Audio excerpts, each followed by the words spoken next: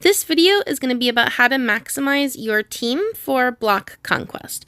For one thing, you have a little less than 2 days to register. You want to make sure you register right away. Just in case you forget, at least you've guaranteed that there's going to be a team in there. Before registration closes, you want to go in and modify troops. So when I clicked enter, it automatically knew that I was in that right lane, and you can see that modify troops button pop up. If you press on a lane and it says team and switch to this lane, team, switch to this lane, that's how you know that's not where your team is. I'm here, you can see modify troops. We're going to click on that.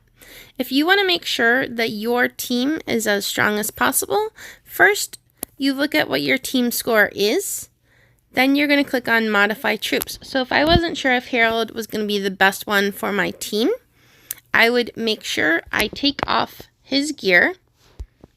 I would switch in Ethan, click on check, and put on Ethan's gear. And then I would say March. And when I did that, it gave me a score of 1615 instead of 1622.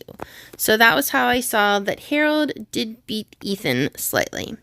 I did not show the saving and checking the numbers on the video because sometimes you can get really random numbers, and I just wanted to know them in advance for the video. I'm going to look at the cats, and when I put in Jerry, my team score showed 1610. When I put in Hetty, it was 1594. And when I put in Orpheus, it was 1608. So, Orpheus and Jerry were very close. I was a little bit hesitant about using Jerry because 2 of his march skills are for construction, so reducing construction materials and construction time. So only his 3rd skill, this one here, the treasure chest that increases damage, is his useful skill for March. But the other thing to keep in mind is that he also provides this exclusive skill too that Orpheus does not have.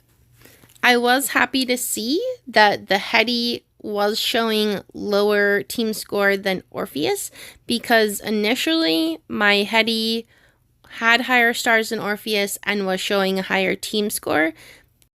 I really do believe that even if your Hetty is showing a higher team score, that you should not use him over Orpheus or Jerry because I'm not sure that the game realizes or is factoring in how useless his march skills are for block conquest.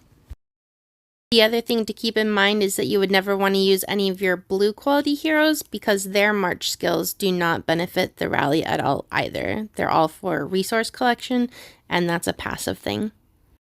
I have also been told this is working as intended, but another important thing to keep in mind is that when you go to pick a hero, if your heroes are out collecting resources or in a rally, they don't show up on the list. So it might only show those 2 heroes. They may or may not be your best hero. All of my other heroes are out, so just be very careful about that. I wanted to show an example of how upgrading the tier of your troops can really impact your team score. This is a baby team I'm working on, so regardless, the team is pretty useless, but I just want to show you how the team score changes.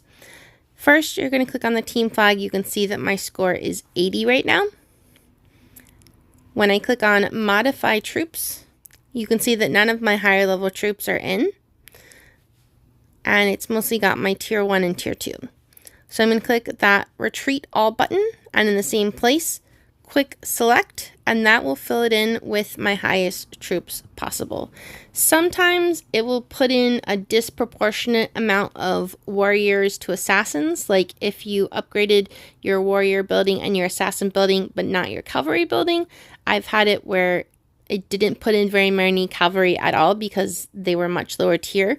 You do still want to try to keep it fairly even warrior, assassin, cavalry. Now I'm going to click March, and my score was 80. And now when I click on team, my score is 93. Either way, my team is obviously small and useless, but that shows you how modifying the tier of your troops or powering up your team, in this case, actually was more than a 10% increase in power, And when you do that with higher tier troops and higher heroes, it really can make a difference. So make sure you go in and modify your team before the registration period ends. I also would not stress about which lane you register for, because somebody on your R4 or R5 team should go in and modify the lanes to make them even. In my alliance, I do that, so especially if you're in my alliance watching this video, don't worry about which lane you sign up for.